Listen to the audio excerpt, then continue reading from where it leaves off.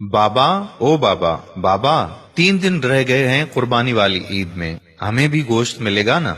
बाबा कहने लगा, हाँ हाँ, क्यों नहीं, बिल्कुल मिलेगा। बच्ची कहने लगी, बाबा लेकिन पिछली ईद पर तो किसी ने भी हमें गोश्त नहीं दिया था, अब तो पूरा साल हो गया है गोश्त देखे हुए भी। बाबा ने कहा, नहीं शाजिया, अल्लाह ने हमें भूखा तो नहीं रखा ना। मेरी प्यारी बेटी, हर हाल में अल्लाह का शुक्र अदा करना चाहिए। डॉक्टर साहब कुर्बानी के लिए बड़ा जानवर लेकर आए हैं और मास्टर जी भी तो बकरा लेकर आए हैं ना। हम गरीबों के लिए ही तो कुर्बानी का गोश्त होता है, अमीर लोग तो सारा साल गोश्त ही खाते हैं। खैर, आज ईद कुर्बान पर मौलवी साहब बयान फरमा रहे हैं कि कुर्बानी में गरीब मिस्कीन लोगों को नहीं भूलना चाहिए, उनके बहुत हुकूक होते हैं। शाजिया का बाप भी नमाज अदा करके घर पहुंच गया। घंटा भर इंतजार करने के बाद शाजिया बोली कि बाबा अभी तक गोश्त नहीं आया। बड़ी बहन राफिया बोली, चुप हो जाओ शाजी, बाबा को तंग क्यों कर रही हो? वो चुपचाप दोनों की बातें सुनता रहा और नजरअंदाज करता रहा।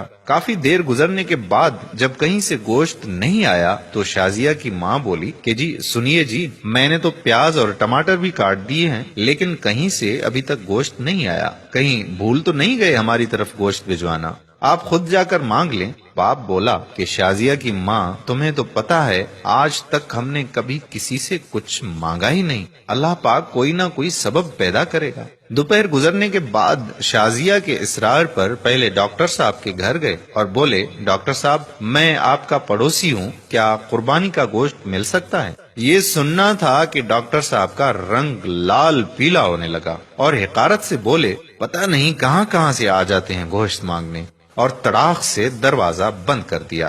तौहीन के एहसास से उसकी आंखों में आंसू आ गए और बोझल कदमों से चल पड़ा। रास्ते में मास्टर जी के घर की तरफ कदम उठे और वहाँ भी वही दस्ते सवाल। मास्टर जी ने गोश्त का सुनकर अजीब सी नजरों से देखा और चले गए।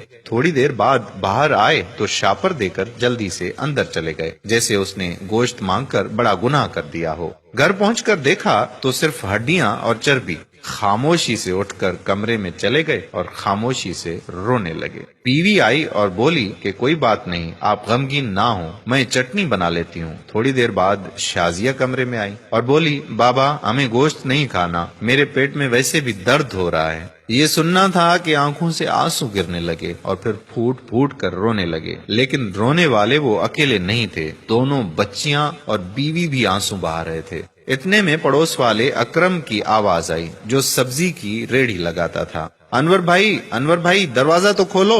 दरवाजा खोला तो अकरम ने 3-4 किलो गोश्त का शापर पकड़ा दिया और बोला कि गांव से छोटा भाई लाया है, इतना हम अकेले नहीं खा सकते, ये तुम भी खा लेना। खुशी और तशक्कुर के एहसास से आंखों में आंसू आ गए और अकरम के लिए दिल से दुआ निकलने लगी। गोश्त खाकर अभी फारिग हुए ही थे कि बहुत जोर का तूफान आया, बारिश शुरू हो गई, उसके साथ ही बिजली भी चली गई। दूसरे दिन भी बिजली नहीं आई। पता किया तो मालूम हुआ कि ट्रांसफार्मर जल गया है। तीसरे दिन शाजिया को लेकर वो बाहर कहीं जा रहे थे तो देखा कि मास्टर जी और डॉक्टर साहब बहुत सा गोश्त बाहर फेंक रहे थे, जो बिजली ना होने की वजह से खराब हो चुका था और उस पर कुत्ते झुपट रहे थे। शाजिया बोली कि बाबा क्या कुत्तों के लिए कुर्बानी थी? वो शाजिया का चेहरा देखते रहे और मास्टर जी और डॉक्टर साहब ने ये सुनकर गर्दन झुका ली। खुदारा एहसास करें गरीब और मिस्कीन लोगों का। ये सिर्फ वीडियो ही नहीं, अपने आसपास खुददार मसाकीन की जरूरतों से हमा वक्त आगाह रहने की आपसे दरख्वास्त भी है।